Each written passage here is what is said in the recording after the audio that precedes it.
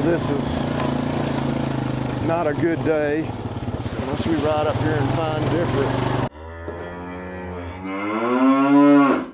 And I believe it was Curtis that asked about Archie in one of the last videos. There he is, never more than a few steps away from his human mom, Kaylin. So, good morning from a beautiful but windy West Tennessee. You wanna go, Neely? Yeah, you're not quite ready to jump in the truck.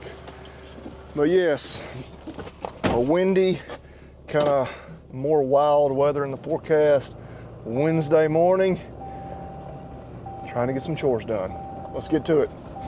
Okay, yeah, get these calves. Checked a bunch of them down there in the pond this morning, which we are already in the mid 70s. I think going up into the low to mid 80s today. Trying to unlock a gate one-handed. Again, the challenges of being a YouTube farmer. But yeah, this group's been doing pretty good. We'll get down here, get some feed put out in the bunks, like we always do.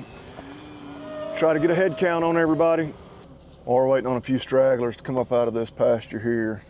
Because if not, if I drive on past and they follow me, they can't get out of there to get to the feed bunks. But we'll give you an update. The BVD test results, all negative, thankfully. So, not something, I think we've only ever had one positive, but you always just breathe a little sigh of relief to go ahead and say, okay, good. Don't have to worry about that. All right, see if these last few stragglers can come up here, come through this gate. I'm always tempted to just go ahead and cut the fence down here because there's inevitably a few that rather than come through on this side, they stay on that side and follow me, and then they get up there and yeah, not a big deal, but it means they don't get to eat any feed that day. You want to get out? Okay. Dogs are out. Let them run around for a minute. Yeah, these boys, I always say these calves this size are like a bunch of teenagers. They can't leave stuff well enough alone. Feed bunks flipped over every morning when I get down here.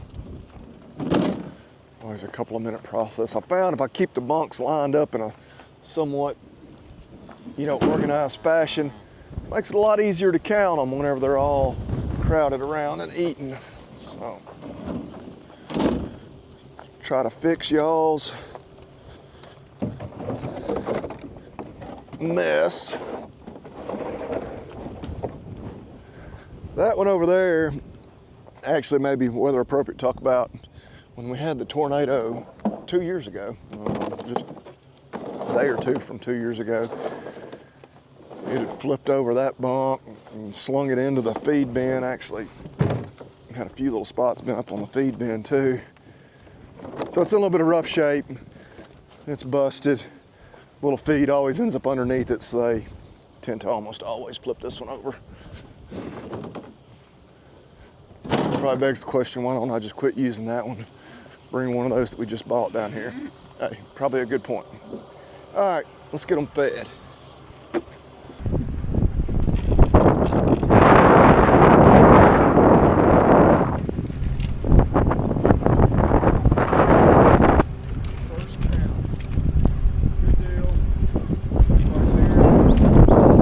You need me to check on you? Afraid she might buck you off? Guess Sadie just came out the window. All right. Yeah, there's the arch man. Yeah, he's always with me. Yeah. So you getting ready for a horse show this weekend? Yep, we're going to Nashville to First Winter. She thinks she is. I'm not convinced the weather's going to cooperate. Yeah, but I think they're making the decision on Friday morning. Yeah, so today's Wednesday. She says the show organizers, whatever, are going to decide by Friday if they're going to be able to have it. But yeah, I guess I'll go ahead and talk about the weather. So it's Wednesday. We're expecting severe weather tonight, this afternoon. One reason we got to hit it a lick and get some stuff done this morning. Apparently an even higher risk than what we had on Sunday, which thankfully Sunday didn't turn out to be too crazy. We ended up with like 1.2 inches total for the weekend. I think it did hail a little, but we escaped any, major damage around here. Severe weather tonight, and then it's going to basically rain for 72 straight hours, which sounds almost unbelievable, but no. Starting Wednesday night through Saturday night, sometime into early Sunday morning. We're currently, I think they're forecasting between 6 and 10 inches of rain. So, try to get those tubs from getting stuck together. One of the strongest forces on earth is when you get two stuck together like this. And I mean, I cannot pull those apart. But anyway, yeah, lots and lots and lots of rain apparently. Of course, yeah, we're worried about just the severe thunderstorms and tornadoes tonight. Then it's gonna be a flooding risk. Some areas not too far from here, like more up around the Boot Hill, Missouri, they're saying maybe as much as 15 inches of rain, which is, I mean, yeah, pretty wild. So yeah, we're gonna get some stuff done. We're kind of trying to make some preparations. I mean, as much as you can be. So I'm actually gonna hook up to the hay trailer now. My uncle needs just a little more hay. I don't know that this will be the last hay they need for the year. Probably getting pretty close to that. But yeah, I figured go ahead and get it done today before, which, you know, we're loading out on gravel. We're unloading on gravel at his place. Biggest thing is it's hard for me to get back here to this trailer and get hooked up if it's super muddy. But we're gonna have that taken care of here just momentarily. See how close I got. First try, oh, just pulled up a little too far, or backed up a little too far. Pull up just a little bit. I believe we'll have her nailed.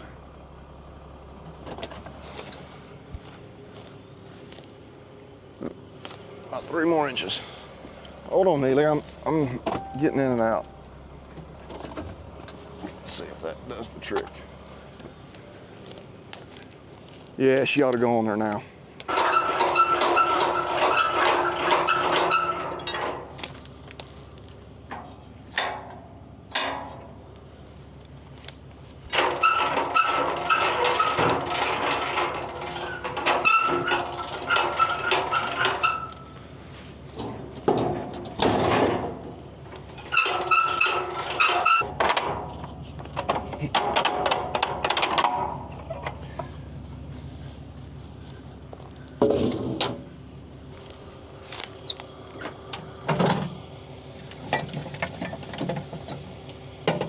Penetrate hole.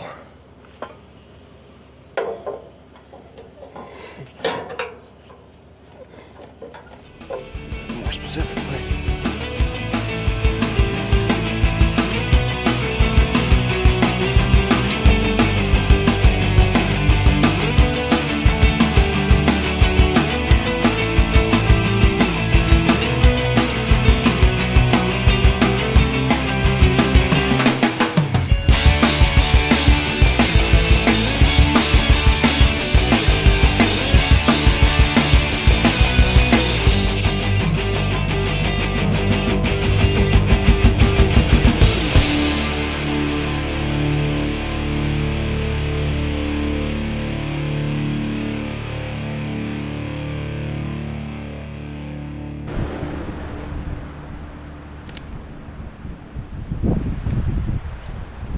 It's like part of a soccer ball we got rolled up in a bale.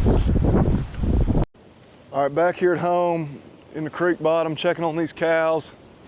Like we've been doing, tried to give a little bit of a bottle to this little guy. He just, man, he'll attack it and he'll nurse it for about 15 seconds and then he's just done with it. He wants to run right back to mom, which of course, she doesn't want to stand up to even let him nurse. I don't know why he refuses to take more of the bottle than he does, but it is what it is. Oh, 5 more left to calve. I see 1, 2, 3, 4. I'm trying to think. There's G42, 237, 215, 240, and 006. That's 1, 2, 3, 4, 5. Okay. So that's all the ones that are left to calve. And that one heifer, I guess it's 2 heifers amongst them, but this one right here, the Brayford with the frosted off ears, she has a huge bag. I've been thinking for a week now she was gonna calve at any moment, but she hasn't. So we do need to find that latest pair that we tagged in the last video, or I think that was actually the one I didn't hit record, but I got tagged that day. That calf's born, I guess what, Saturday night or Sunday. Anyway, what am I thinking? Or no, Friday night or Saturday, anyway. Flooding, we're facing the risk of, again, severe storms and then flooding. Of course, we're right down here in the creek bottom. As you might guess, that is Hurricane Creek. Well, we're Hurricane Creek Farms. This creek is now controlled by this levee system here, big lake, Glen Springs Lake, it's right on the other side of it. That lake was built like in the early 90s. I barely remember when it was being built. My great uncle owned this farm at the time. And I always hear the stories now from my uncle and my dad that when back then, before the lake was there, he would complain every time we'd get a big rain. So there'd be water hill to hill on this bottom. It'd wash out the fences. It was a pain in the butt. And so even though he lost part of this farm, I think about 10 acres, to that project, the state bought, I believe through eminent domain. It wasn't a situation where they had a choice, but the lake actually helped this property because it controls the flooding of Hurricane Creek. That said, with these really exceptional rain events, I have seen that creek get out.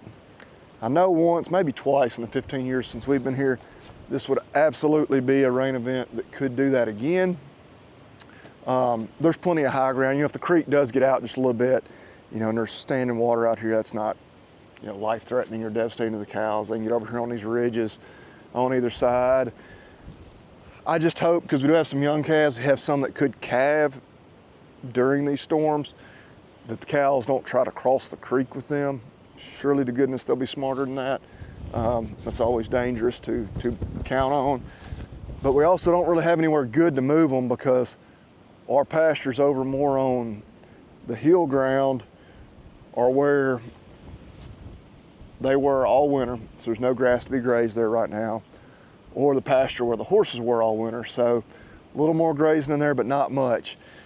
So, I don't know, we've got the hay if we moved them out of here, but I know how that would go. They don't want to eat the hay. You know, they're going to break back out into here. So, we're just have to be really cautious, watch them. You know, these older calves will be fine. Yeah, so do have some concerns there, but again, in some ways we're grateful for the lake being there because, yeah, 40 years ago, 30, 35 years ago, whenever that lake was built, prior to that, it would absolutely have been a situation where all this would have been underwater over these next few days. Anyway, won't bore you with that. We need to go find that other pair, be sure they look good, and then move on down the to-do list. All right, I do not like the looks of this. That is that cow. She is surrounded by a bunch of vultures. So I don't know if her calf has died.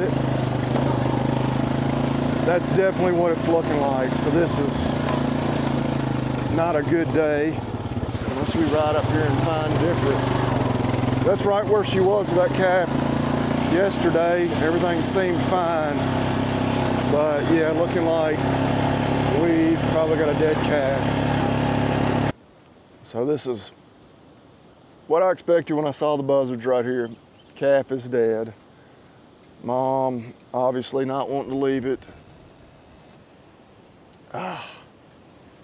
You know, she is the one that does not have a good bag. I don't know if it's a situation where the calf wasn't nursing good. Man. Always something. And yep, just like we've said, we lost that other pair that, or they weren't a pair yet, the cow that had prolapsed.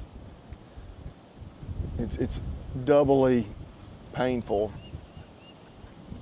you know, when these animals are worth as much at the market where it is right now. My goodness. All right.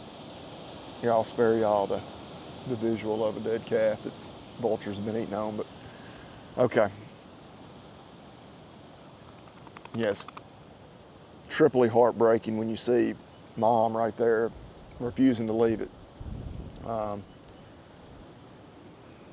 Yeah, we got to get rid of her. She, I don't know that it's her fault, you know, but yeah, that bag is clearly not ideal. And I'll try to show y'all what I mean. Just those teats, you know, the hind ones aren't too bad. You know, calf should be able to nurse just fine there.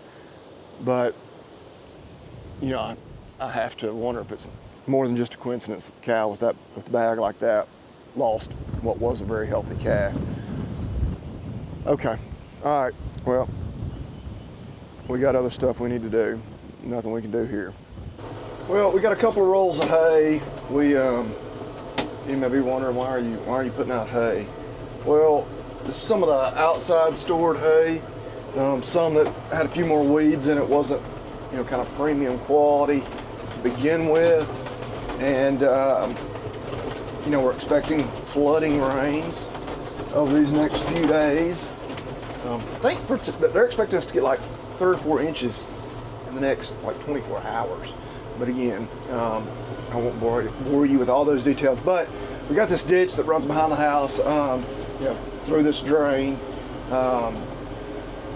and same one that Willis likes to get the foliar stuck in all the time. But I'll bring some of these older rolls of hay and some of these worse spots on the ditch. We've done this plenty of times before. And what is going to annoy me, and even more my wife, so we got a good roll of hay we put in that cone style feeder, because the bulls are in here, the horses are in here with them, which the horses get fed, you know, good square Bermuda and alfalfa right up there behind the barn. But I will almost bet you anything, rather than eat the good square hay, or the next best thing being the barn stored rolls of hay that's in that feeder, I will bet you almost anything they'll start picking on these rolls. Which for the bulls, if they decide to do so, okay, whatever, do your thing, guys. For the horses, we do worry a little more about botulism, just eating hay that could be a little bit moldy. But yeah, conventional wisdom will tell you, oh, they won't touch this thing with a 10-foot pole, and maybe they won't. But what we've seen in the past is, maybe not so much the horses, but later on this summer, the cows will be out here in this pasture, and they'll just all of a sudden start eating on this old hay, which, again, at that point, especially for the cows, I don't care. But yeah, put a few in here in some of these worse spots. We're not going to feed it all up out here or put it all out here, just because you never know. We get into a crisis, major drought or anything, hay gets short for next winter, we might end up needing to utilize it. But for the most part, we feel like this hay is best suited for this purpose right here. Yeah, there's one of the bad spots.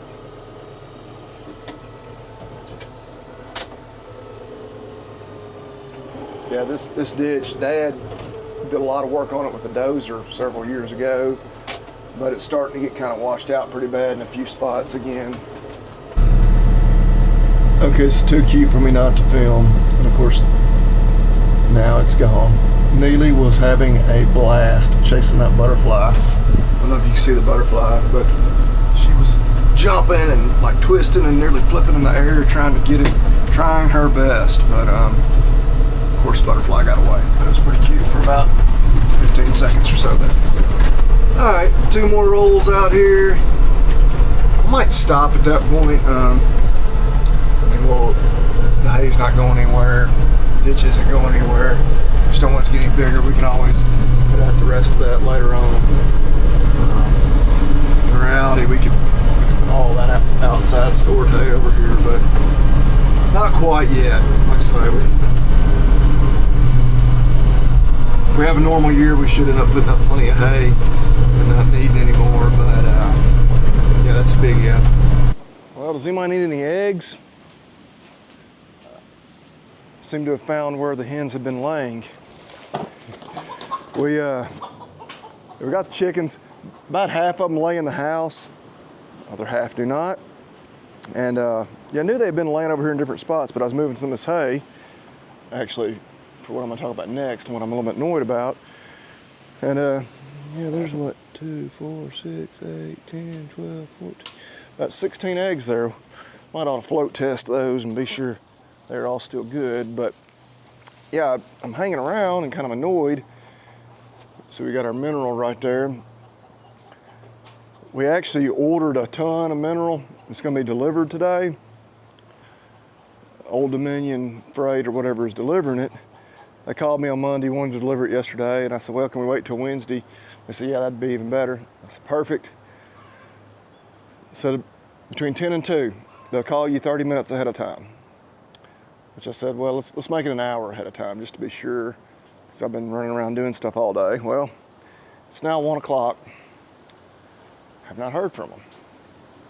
So I need to go up and work on a little bit of fence, do a few other things, not be wasting daylight on my day off while it's not yet storming. But I know, well, one of two things is gonna happen. If I were to load up all my fencing stuff, I'm gonna just be getting to the farm or just be getting everything unpacked and working on it, or tearing out, it's actually a water gap I need to work on, and they're gonna call. And they're probably gonna say, hey, we're 20 minutes away. Well, you're supposed to call an hour ahead of time. Or it's gonna be like 4 o'clock when they get here, which would otherwise be fine, except that's right when these storms are supposed to hit. So, I don't know, normally I don't buy mineral like this. I buy from the local feed store, and I am kind of torn. You know, I like supporting the local guys. Our only locally owned feed store is about 30 minutes away though, and it's not like right on a route that I otherwise drive. You know, so it is, you know, an hour round trip, usually just to go get feed or mineral when I go there. So I was like, okay, I'll try this deal. Fell for an email marketing thing. Price is pretty good, including delivery. I was like, wow, man. We'll try it out, buy a ton and just see how it works out, see if it's worth a darn, but yeah, I don't know. At this point, it might have been less of a waste of my time for me to have just driven an hour, you know, 30 minutes there, 30 minutes back, and been able to get it kind of on demand. But anyway, we'll talk about this for a second, and this is cool. I'll talk about my buying decisions and trying to buy from local, you know, retailers. We also love Made in the USA. Broke down and finally bought a pack mule, and I should have asked, because you, our audience, are great about, you know, telling me about products I'm thinking about trying, but I didn't ask about this one beforehand. They're not super cheap. I mean, they're made in the USA, they're well made, so I don't expect it to be. But mainly what we've been using it for, you see we got 2 feed tubs on there, or protein tubs. We've been using that whenever we want to check cows in the Jeep to haul feed, because Jeep can go anywhere, can't haul much of anything, not unless you want to pull a trailer.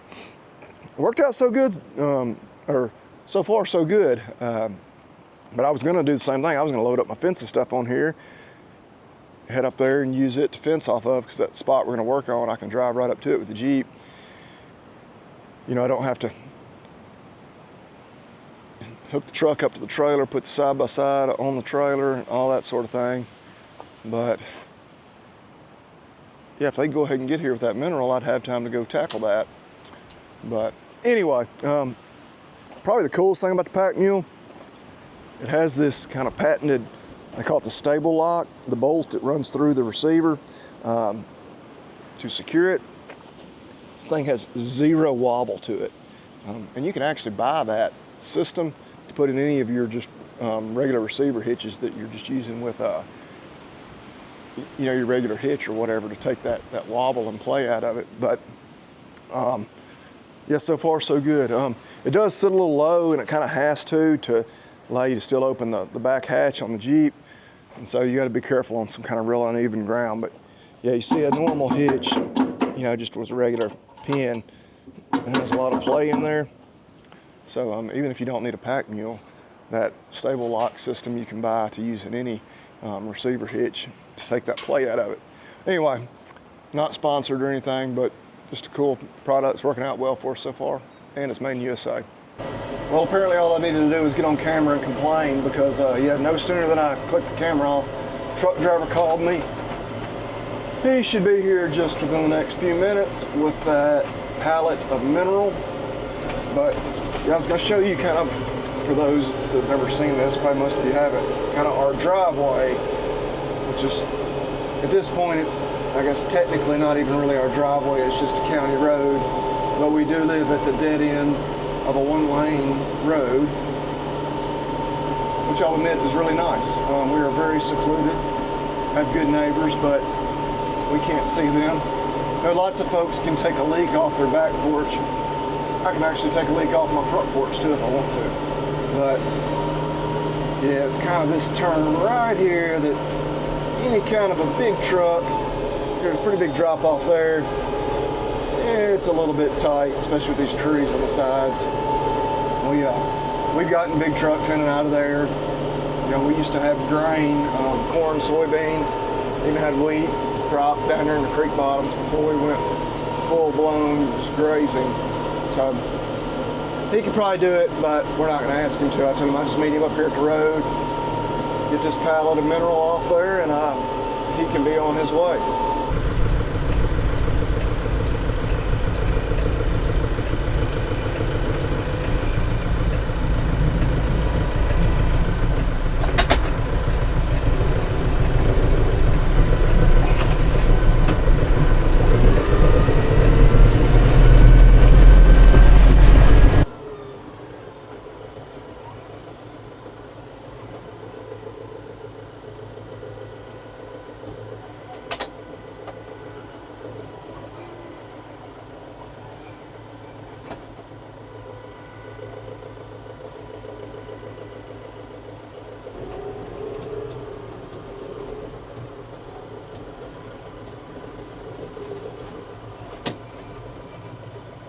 All right, so there's 1 ton of cattle mineral delivered. It is from FBN, so Farmers Business Network. Yeah, I've done just a little bit of business with them, actually on the optimizer gel. There's a tube of it on the back of the four-wheeler, and we give those newborn calves. And so now I get all their emails, and you know, I had no plans to do any other business with them, but say the price was right on that. Delivery actually worked out great. He got here right. Well, they said he'd be here between 10 and 2. He was here about 1:45. But, so it is now 2 o'clock. Storm's supposed to hit about 4. I don't know. I really don't have time to tackle that job. I'm gonna go ahead and get a little feed loaded up for tomorrow, get the Jeep backed under the shed. Probably ought to pull the other truck under the shed. I don't know if they're expecting hail on this thing, but yeah, we're a Torcon level 7, which I'm not familiar with the Torcon system. I assume that's tornado conditions. They said on Sunday, whenever they really thought it was gonna be bad, we were only a 5 out of 10. Today we're actually a 7 out of 10. They're actually letting school out as we speak. Dismissing school just about 30, 45 minutes early, just so everybody can get home before it hits. So pretty serious line of storms. So hope everybody stays safe. I know we said the same thing at the end of the last video. Yeah, if this video does get uploaded and you're watching it sometime Friday or beyond, it means we didn't totally get blown away, I guess. But I hope everybody else stays safe too. Tonight we are having some steak stir fry. I like to do that. It's some round steak, kind of a little less tender cut. We throw it in the sous vide, let it get good and cooked with it's like some teriyaki seasoning. Pull it out, slice it up, throw it in the skillet where we've got some mushrooms and broccoli already sauteed and seasoned up. Serve it over a little fried rice. So a little Asian flair with our beef tonight. But we appreciate y'all watching. Yeah, I don't know what we'll be doing in the next video. Maybe surveying some storm damage. I hope not. We will have the drone charged up and ready. Yeah, hopefully the flooding, the storm damage, all that is kept to a minimum. And we're just doing some relatively routine stuff. Those kind of disaster videos and whatnot and things going wrong do well with the YouTube crowd, but I'd rather not have them. Obviously, we don't make enough money off YouTube to offset the cost of some of those disasters. So anyway, I'll quit rambling. Everybody stay safe. Y'all eat beef and God bless.